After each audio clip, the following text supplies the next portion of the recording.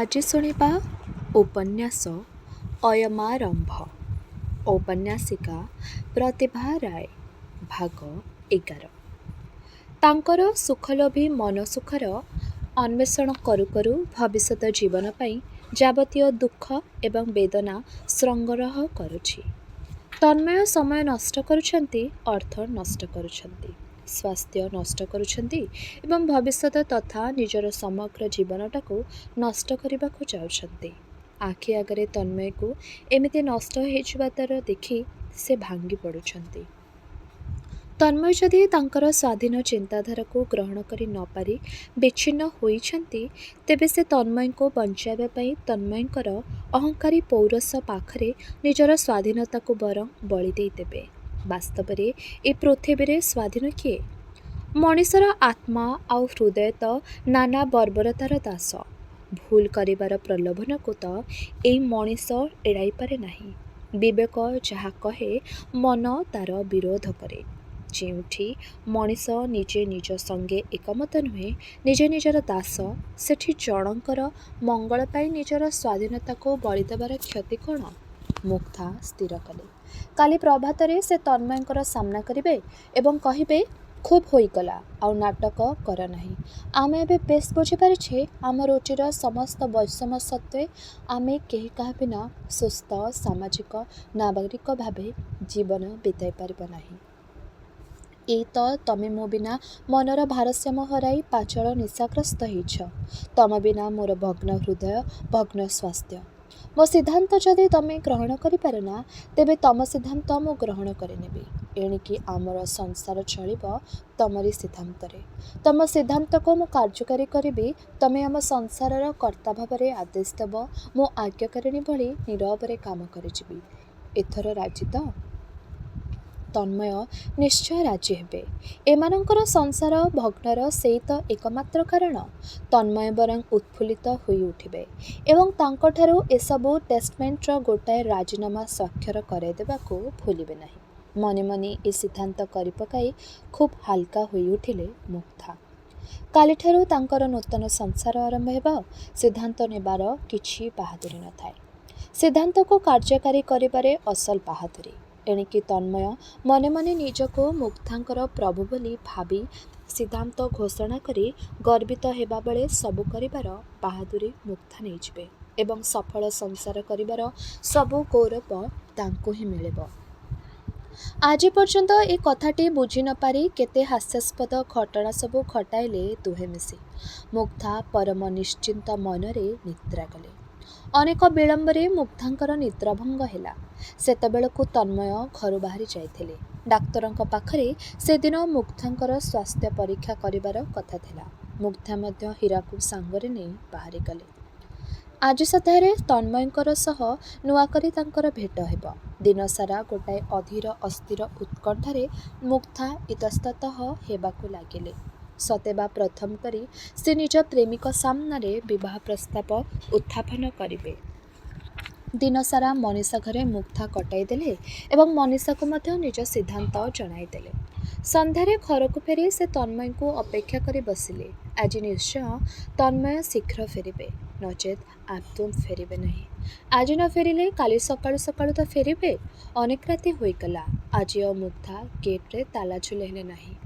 ପ୍ରତି ମୁହୂର୍ତ୍ତରେ ତନ୍ମୟଙ୍କର ପ୍ରତ୍ୟାବର୍ତ୍ତନର ପ୍ରତ୍ୟାଶା ମନ ଭିତରେ ଗୋଟାଏ ଅଭିନବ ଆନନ୍ଦର ସ୍ରୋତ ସଞ୍ଚାର କରୁଥାଏ। ରାତି 11। ଗଣେଶ ତଳକୁ ଓହ୍ଲାଇ ଆସିଲା। ଧୀର କଣ୍ଠରେ କହିଲା, ଗେଟ୍ରେ ତାଲା ପକାଇ ଦିଅନ୍ତୁ। ବାବୁ କ'ଣ ଆଜି ଫେରିବେ ନାହିଁ? ନା। କହିଯାଇଛନ୍ତି? ମୁଗ୍ଧାଙ୍କର କଣ୍ଠରେ ଉତ୍କଣ୍ଠା। ଗଣେଶ ଭାରି ଗଳାରେ କହିଲା, ବାବୁ ଆଉ କୌଣସି ଦିନ ଏଠିକି ଫେରିବେ ନାହିଁ। ଏ ଘରଟା ସେ ଛାଡ଼ି ଦେଇଛନ୍ତି। କ'ଣ କହିଲୁ? ସେ ଘର ଛାଡ଼ି ଦେଇଛନ୍ତି? ଏତେ ଶୀଘ୍ର ତାଙ୍କୁ ଘର ମିଳିଗଲେ କେଉଁଠି? ମୁଗ୍ଧାଙ୍କର କଣ୍ଠସ୍ୱର ଥରୁଛି। ଦୁଃଖରେ, ଅଭିମାନରେ କି ରାଗରେ ସେ ବୁଝିପାରୁନାହାନ୍ତି। ଗଣେଶ ଭିଜା ଭିଜା ଗଳାରେ କହିଲା, ହୋଟେଲରେ କେଉଁଠି ରୁମ୍ଟାଏ ନେଇ ରହିଯାଇଛନ୍ତି। ମନ ମୁତାବକ ଘରଟି ମିଳିଲେ ଚାଲିଯିବେ।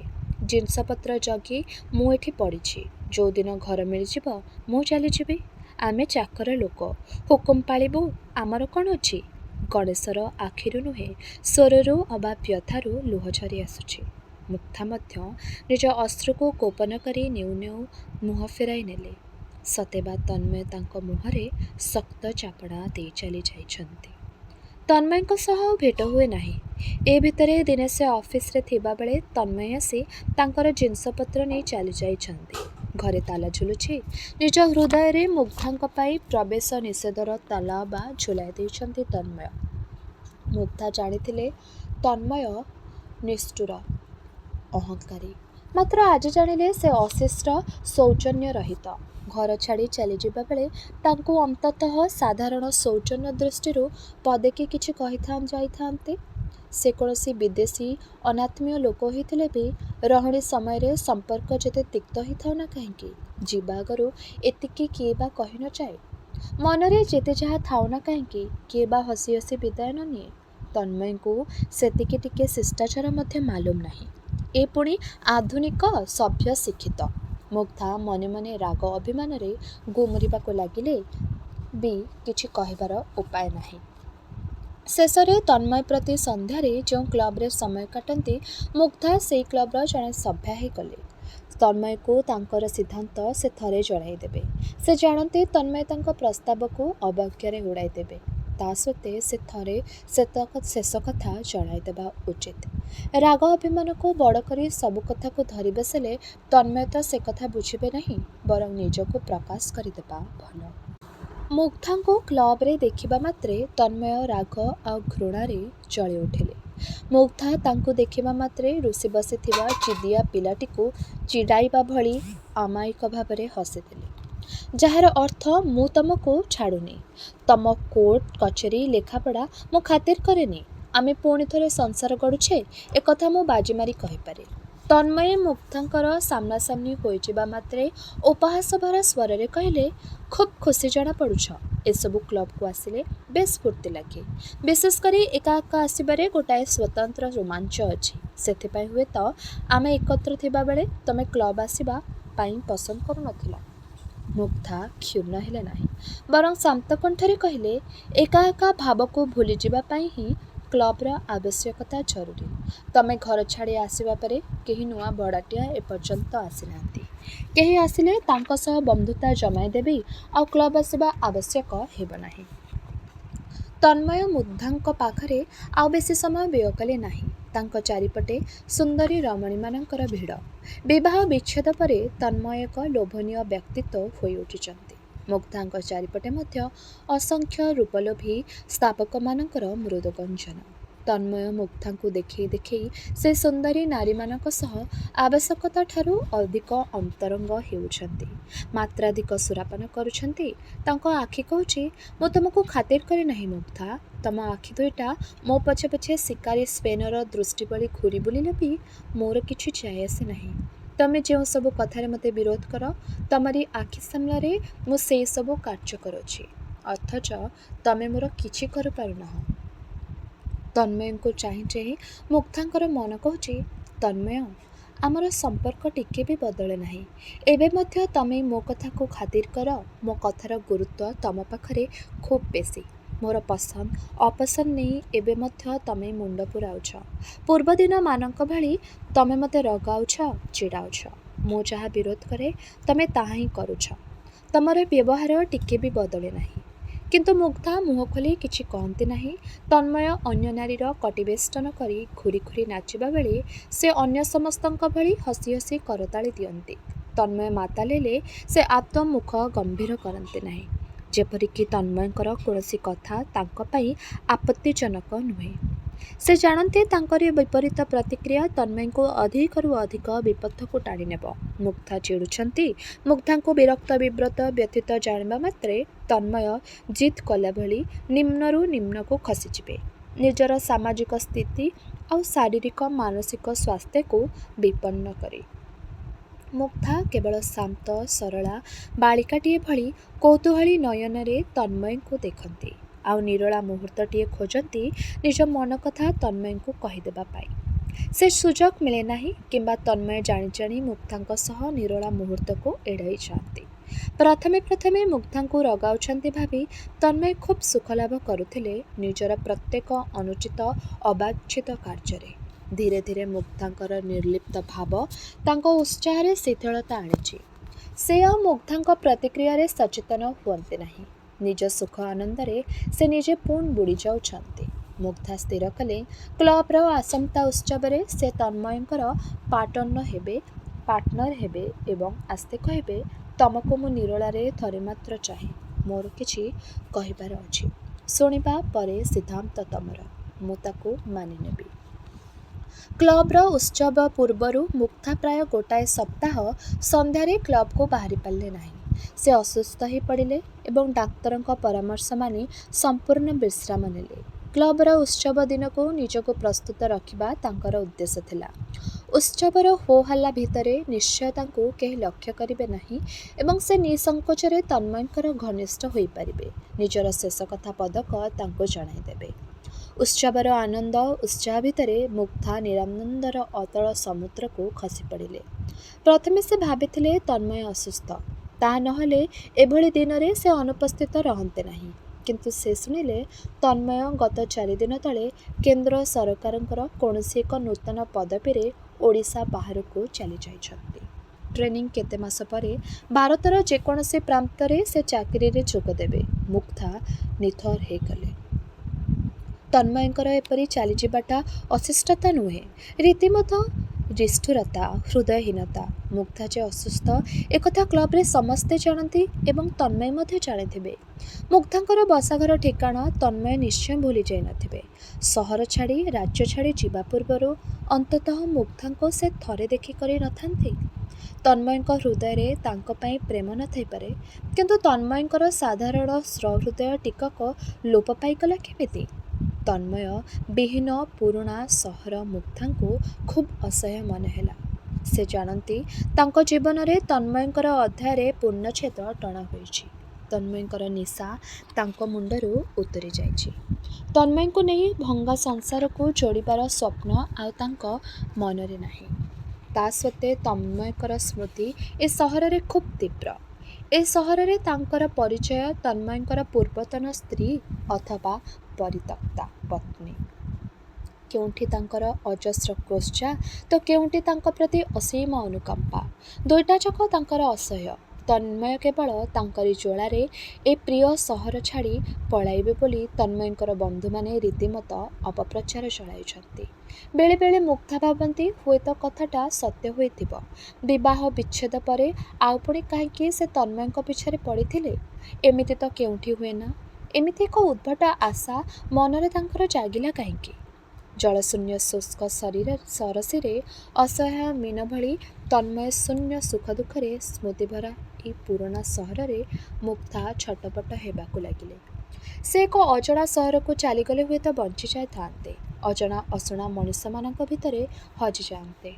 ହୁଏତ ତନ୍ମୟଙ୍କ ଭଳି ସେ ଆଉ ଥରେ ନୂଆ ଜୀବନର ସୁଖ ସ୍ୱପ୍ନ ଭିତରେ ପୁରୁଣା ଦୁଃଖ ଆଉ ଅସଫଳ ଯୁଗ୍ମ ଜୀବନର କଥାକୁ ଉଜେଇ ଦିଅନ୍ତେ। ତାଙ୍କର ମନେ ହେଲା ଏହି ଜନାକୀର୍ଣ୍ଣ ସହର ଅକସ୍ମାତ୍ ଜନଶୂନ୍ୟ ହୋଇଯାଇଛି। ତନ୍ମୟ ଜଣେ ମାତ୍ର ଯେମିତି ସାରା ସହରଟାକୁ କୋଳାହଳମୟ କରି ରଖିଥିଲେ। ଭିନ୍ନ ସହରକୁ ଯିବାର ଚେଷ୍ଟା ଭିତରେ ତନ୍ମୟଙ୍କୁ ହଜାଇ ଦେବାର ବ୍ୟାକୁଳତା ଚାପା ପଡ଼ିଗଲା। ମୁଗ୍ଧା ଦିନେ ପୁରୁଣା ସହରରୁ ଅନ୍ତର୍ଦ୍ଧାନ ହୋଇଗଲେ ରାଜ୍ୟ ବାହାରେ ଥିବା କୌଣସି ବାନ୍ଧବୀର ସାହାଯ୍ୟରେ ଚାକିରିଟିଏ ଯୋଗାଡ଼ କରି ମୁଗ୍ଧା ଏକା ଏକା ଚାଲିଗଲେ ହୀରାକୁ ଛାଡ଼ି। ହୀରା ତ ଆଉ ଏତେ ବାଟ ଯାଆନ୍ତା ନାହିଁ। ପୁରୁଣା ସହରର ଲୋକେ କହିଲେ ମୁଗ୍ଧାଙ୍କର ଡେଣା ଲାଗିଗଲା। ସେ ଏଥର ନୀଳ ଆକାଶରେ ଉଡ଼ିବେ। ସୁନ୍ଦରୀ ନାରୀ ପକ୍ଷରେ ପରି ପାଲଟି ଯାଇ ଆକାଶ ଛୁଇଁବାକୁ କେତେ ବା ସମୟ ଲାଗେ? ପୁଣି ମୁଗ୍ଧାଙ୍କ ପରି ଜଣେ ପତି ପରିତ୍ୟକ୍ତା ପରମା ସୁନ୍ଦରୀ ନାରୀ ପକ୍ଷେ ତାହା ତ ଅତି ସହଜ। କିନ୍ତୁ ମୁଗ୍ଧା ଅନୁଭବ କରୁଥିଲେ ତାଙ୍କର ପକ୍ଷ ଜଖମ ହୋଇଛି। ଆଉ କେବେ ନୀଳ ଆକାଶକୁ ଛୁଇଁବାର ଦୁରାଶା ତାଙ୍କର ହେବ ନାହିଁ। ସେ ଅଥଳ ସମୁଦ୍ରରେ ଭାସୁଛନ୍ତି। ଦିନେ ହୁଏତ ସମୁଦ୍ର ଅତଳରେ ବୁଡ଼ିଯିବେ। ନୂଆ ସହରରେ ପ୍ରଥମେ ପ୍ରଥମେ ସବୁକିଛି ନୂଆ ନୂଆ ଲାଗେ। ମୁଗ୍ଧା ମଧ୍ୟ ନୂଆ ମନ ନେଇ ଜୀବନକୁ ନୂଆ ରଙ୍ଗ ଦେବେ ବୋଲି ସ୍ଥିର କଲେ। ତନ୍ମୟ ଯଦି ତାଙ୍କୁ ବାଦ୍ ଦେଇ ନୂଆ ଜୀବନ ଗଢ଼ିପାରନ୍ତି ସେ ପାରିବେ ନାହିଁ କାହିଁକି? ଦିନେ ନା ଦିନେ ତନ୍ମୟଙ୍କ ସାଙ୍ଗେ ଦେଖା ହେବ। ତାଙ୍କର ନୂତନ ସଂସାରର ସମ୍ଭାର ନେଇ ସେ ନିଜର ସ୍ତ୍ରୀ ପିଲାଙ୍କୁ ସଙ୍ଗରେ ଧରି ମୁଗ୍ଧାଙ୍କ ସାମ୍ନା କରିବେ ଆଉ କହିବେ, ଦେଖ ଏଇ ମୋର ସଫଳ ସୁଖୀ ପରିବାର। ତମକୁ ବାଦ ଦେଇ ମୁଁ ସଂସାର କରିଛି, ସୁଖୀ ହେଇଛି। ତମେ ଏକା କାହିଁକି? ତମେ ସଂସାର କରିବାକୁ ଉପଯୁକ୍ତ ନୁହଁ। ଆମ ଅସଫଳ ଯୁଗ୍ମ ଜୀବନର ସବୁ ତ୍ରୁଟି ତମର। ଏତିକି କ'ଣ ତାର ପ୍ରମାଣ ନୁହେଁ? ମୁଁ ଜଣେ ବହୁ ବାଞ୍ଛିତ ପୁରୁଷ ଆଉ ତମେ ଜଣେ ଅବାଞ୍ଛିତା ନାରୀ। ତମେ ସେଇଥିପାଇଁ ଏକା ରହିଗଲ। ତା ଛଡ଼ା ତମର ଆଉ ଅନ୍ୟ ଉପାୟ ନଥିଲା। ମୁଁ ଯଦି ତମକୁ ନେଇ ସଂସାର କରିପାରିଲି ନାହିଁ, ଏ ପୃଥିବୀରେ କୌଣସି ପୁରୁଷ ତମକୁ ନେଇ ସଂସାର କରିନପାରେ। ମୁଗ୍ଧା ମନେ ମନେ ନିଜର ନୂତନ ସଂସାରର ଚିତ୍ରଟିଏ ଆଙ୍କି ପକାନ୍ତି ତନ୍ମୟଙ୍କୁ ଦେଖାଇବା ପାଇଁ। ତନ୍ମୟଙ୍କୁ ଝୁରି ଝୁରି ବୟସକୁ ବରବାଦ କରିଦେଲେ ତନ୍ମୟ ତାଙ୍କୁ ବାହାବା ଦେବେ ନାହିଁ, ଏକଥା ସେ ଜାଣନ୍ତି। ଯେଉଁ ଲୋକଟା ଥରେ ତାଙ୍କୁ ଦେଖା କରି ଯାଇପାରିଲା ନାହିଁ, ତା ପାଇଁ ଜୀବନ ବରବାଦ କରିଦେବା ତନ୍ମୟଙ୍କର ଆଧୁନିକ ସମାଜରେ କିଛି ଅର୍ଥ ହୁଏ ନାହିଁ।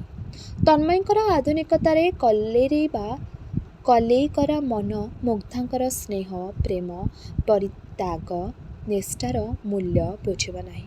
ନୂଆ ବନ୍ଧୁ ପୁରୁଣା ସହର ଅପେକ୍ଷା ନୂଆ ସହର ଭଲ। ଏ ସହରରେ ମୁଗ୍ଧାଙ୍କର ଅତୀତ କଥା କେହି ପଚାରନ୍ତି ନାହିଁ। ସମସ୍ତଙ୍କ ଆଖିରେ ମୁଗ୍ଧାଙ୍କ ଭବିଷ୍ୟତର ଜିଜ୍ଞାସା। କେବେ ବିବାହ କରୁଛନ୍ତି? କେବେ ଭୋଜି ଦେଉଛନ୍ତି? ଏ ପ୍ରଶ୍ନର ଉତ୍ତର ମୁଗ୍ଧା ହଠାତ୍ ଦେଇପାରନ୍ତି ନାହିଁ। ଅତୀତକୁ ଭୁଲିବାକୁ ଯେତେ ଚେଷ୍ଟା କରନ୍ତି, ବିବାହ ଶବ୍ଦଟା ସାମ୍ନା କଲା ମାତ୍ରେ ତନ୍ମୟ ମୂର୍ତ୍ତିମନ୍ତ ହୁଅନ୍ତି ଆଖି ଆଗରେ ଅତୀତର ସବୁ ସମ୍ଭାର ଧରି। ନିଜ ପାଇଁ କୌଣସି ପ୍ରସ୍ତାବ ଆସିଲେ ତନ୍ମୟ ସହ ତାଙ୍କୁ ତୁଳନା କରିପାରନ୍ତି ଅନାୟାସରେ। ପ୍ରତ୍ୟେକଙ୍କର କଥା ବିଚାରକୁ ନେବା ବେଳେ ତନ୍ମୟଙ୍କର ସବୁଗୁଡ଼ିକ ଗୁଣ, ତନ୍ମୟଙ୍କର ବେଶ, ପୋଷାକ, ଚାଲିଚଳନ, ବ୍ୟବହାର ଧାଡ଼ି ବାନ୍ଧି ଆପେ ଆପେ ଆଖି ଆଗକୁ ଚାଲି ଆସନ୍ତି। ତନ୍ମୟଙ୍କର ଯେଉଁ ଗୁଣଗୁଡ଼ିକ ଦିନେ ମୁଗ୍ଧାଙ୍କର ରୁଚି ବିରୁଦ୍ଧ ଥିଲା, ସେହି ଗୁଣଗୁଡ଼ିକ ଆଜି ଆଶ୍ଚର୍ଯ୍ୟ ଭାବରେ ଭଲ ଲାଗେ। ଅନ୍ୟ ପୁରୁଷଙ୍କ ପାଖରେ ସେ ଗୁଣ ନଥିଲେ ସେ ଅସମ୍ପୂର୍ଣ୍ଣ ମନେ ହୁଅନ୍ତି, ଅପସନ୍ତ ହୋଇଯାଆନ୍ତି। ସହକର୍ମିଣୀ ବାନ୍ଧବୀମାନେ ପରିହାସ କରନ୍ତି, ଆପଣ ଶେଷରେ ତନ୍ମୟଙ୍କ ପାଖକୁ ହିଁ ଫେରିଯିବେ। ତା ନହେଲେ ଠିକ୍ ତନ୍ମୟଙ୍କର ଅବିକଳ ଅନୁରୂପ ପୁରୁଷଟିଏ ପାଇବେ କେଉଁଠି? ତେବେ ଏହିଠାରେ ଶେଷ ହେଲା ଔପନ୍ୟାସିକା ପ୍ରତିଭା ରାୟଙ୍କର ଉପନ୍ୟାସ ଅୟମାରମ୍ଭ। ଆଗାମୀ ଅଧ୍ୟାୟରେ ଏହି ଉପନ୍ୟାସର ବାକି ଅଂଶଗୁଡ଼ିକୁ ଆମେ ଶୁଣିବା। ରହିଲି, ନମସ୍କାର।